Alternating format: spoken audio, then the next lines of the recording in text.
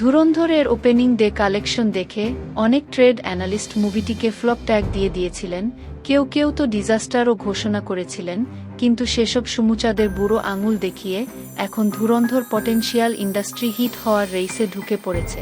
মুভিটি যে ম্যাসিভ ট্রেন্ডে আছে তার সবচেয়ে বড় প্রমাণ সেকেন্ড স্যাটারডেতে 53.70 কোটির কালেকশন, যা পুষ্পা 2 হিন্দি ভার্সন থেকেও বেশি। যদি সেকেন্ড স্যাটারডে টপ 10 লিস্ট করা হয় তাহলে সেখানেও ধুরন্ধর সবার উপরে থাকবে।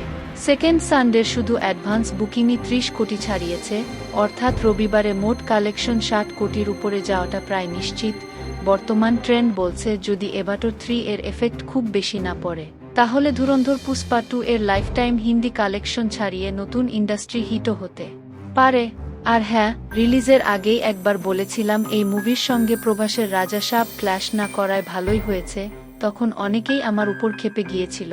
এবার বুঝলেন তো, রাজা সাব এর মতো একটি কমেডি ফিল্ম যদি হিন্দিতে ক্ল্যাশ করত তাহলে কি ভয়ঙ্কর ম্যাসাকার হতো। অনেকে আবার ধুরন্ধরের সাফল্যের ক্রেডিট রণবীরকে না দিয়ে পরিচালক ও অক্ষয় খান্নাকে দিচ্ছেন, এতে আমিও কিছুটা একমত।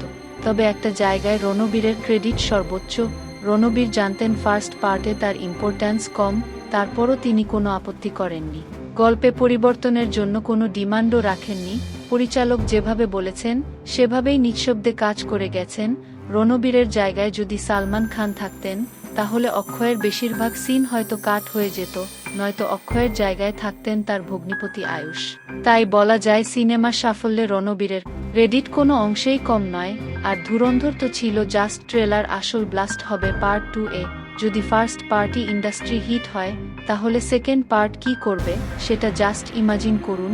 তার উপর পার্ট 2 এর সঙ্গে 600 কোটি বাজেটের টক্সিক ক্ল্যাশ করতে আসছে, ফলে আগামী মার্চে হিন্দি বক্স অফিসে এক ভয়ঙ্কর ক্ল্যাশ হবে মোটামুটি নিশ্চিত।